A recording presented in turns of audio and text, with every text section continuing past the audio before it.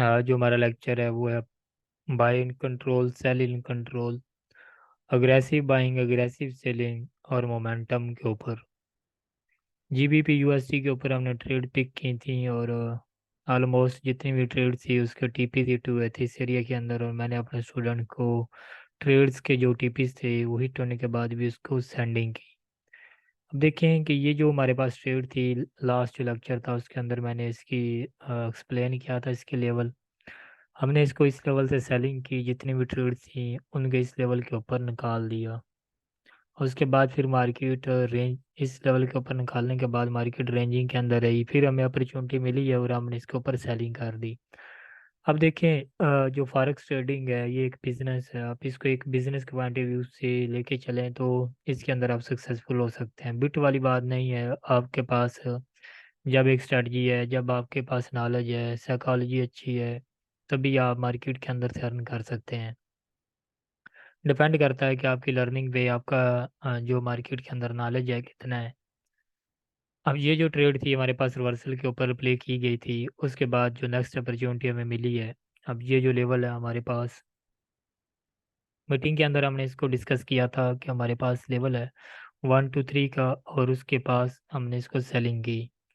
अब ये जो लेवल है, अब देखें सेलिंग इधर इस लेवल से भी हमने की, और उसके बाद उसके मोमेंटम नहीं हमें मिला, उसके बाद इस लेवल के ऊपर भी सेलिंग की, इस लेवल पे सेलिंग हुई।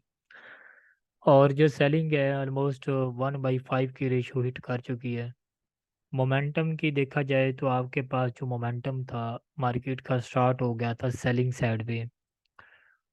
इसकी रीज़न थी कि बिल्कुल टॉप के ऊपर जाके जो बायर का मोमेंटम था वो लो होता गया। बायर मार्केट के अंदर सेलर की निस्बत कंट्रोल में नहीं थे। अब मार्केट के अंदर जैसे ही सेलर इन कंट्रोल हुआ है, मार्केट में सेलर आया है, तो मार्केट के अंदर बायर की जो स्ट्रेंथ थी वो बिल्कुल कम होती गई है और मार्केट नीचे क्रैश करती गई है।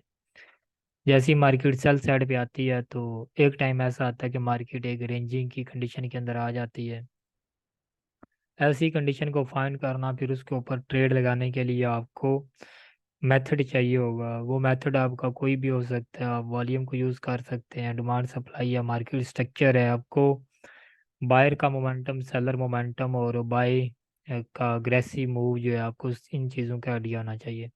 अब ये जो लेवल था हमारे पास, हमने इस लेवल से इसकी सेलिंग की, और इस कैंडल के बाद हमने फाइंड आउट किया कि मार्केट के अंदर जो बायर है वो कंट्रोल में नहीं है। मार्केट के अंदर अग्रेसिव सेलिंग होगी, और अग्रेसिव सेलिंग होने की रीज़न क्या आती है कि मार्केट के अंदर जो अप साइड पे कैंडल लग रही है उसके ऊपर बायर का मोमेंटम फेल हो चुका है। बायर मार्केट के अंदर स्ट्रेंथ अपनी खो चुके हैं, और जो नेक्स्ट कैंडल लगेगी उस कैंडल इस कैंडल के ऊपर आपके पास जो volume wise, volume versus price, जो उसकी क्वांटिटी है सेलर की वो इंक्रीज हो रही है।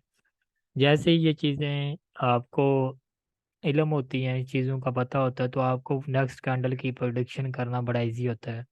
नेक्स्ट कैंडल हमारे पास मूव होती है और इसको बैक साइड पे आके जिसकी जो सपोर्ट लेवल है उसको करेक्टर को चेंज करती है उसके, और वहाँ पे सेलिंग का प्रेशर मेंटेन हो जाता है।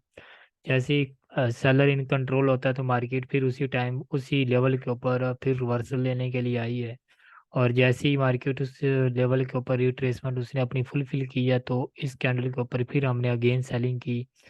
जबकि देखा जाए कि दो चीज़ें होती हैं आपके पास, एक होता है बायर इन कंट्रोल और सेलर। सारी गेम इन दोनों की होती है। अग्रेसिव मूव होता है मार्केट के अंदर, एक कैंडल के अंदर बायर और सेलर की फाइट हो रही होती है, और उस दोनों के अंदर जिसकी स्ट्रेंथ ज़्यादा होगी वो ही कंट्रोल में मार्केट को कर जाएगा।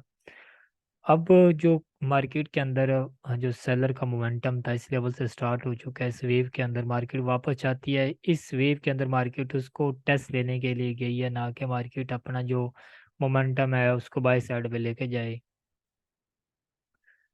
मार्केट अगर वापस जाके मूव करती और अप साइड पे इस कैंडल की रेजिस्टेंस को ब्रेक कर जाती, अगर नेक्स्ट बाय मूव चलता, तो हम ये कहते कि अब बायर इन कंट्रोल हो चुकी है और मार्केट के अंदर बायर का प्रेशर ज़्यादा है सेलर से, और नेक्स्ट कैंडलें फिर बाय साइड पे चली जाती। लेकिन ऐसा नहीं हुआ। मार्केट ने अपना जो लेवल था उसको हिट किया, और लेवल को हिट करने के बाद मार्केट के अंदर जो मोमेंटम है नेक्स्ट कैंडल के ऊपर बिल्कुल आपके पास ब्रेक इवन के ऊपर आ चुका है।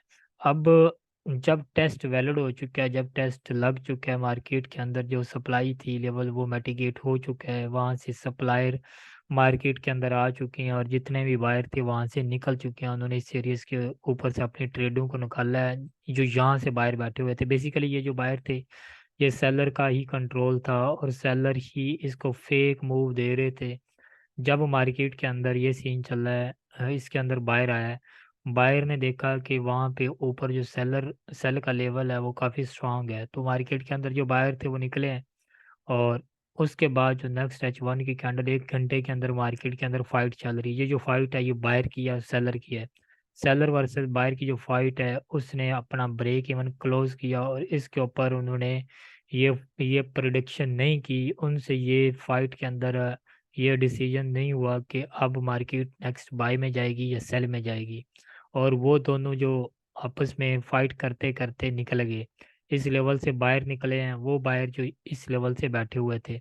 अब देखें अब सेलर इसके अंदर क्यों कंट्रोल हुआ है, उसकी रीज़न ये है कि जो बैक साइड से हमारे पास मोमेंटम था वो तो सेलर का इंक्रीज था, और बैक साइड से जो मोमेंटम आ रहा है सेलर का इंक्रीज है। सेलर अभी मार्केट के अंदर कंट्रोल के अंदर थे, जब भी मार्केट के अंदर से बाहर निकले हैं तो सेलर ने फाइट नहीं की।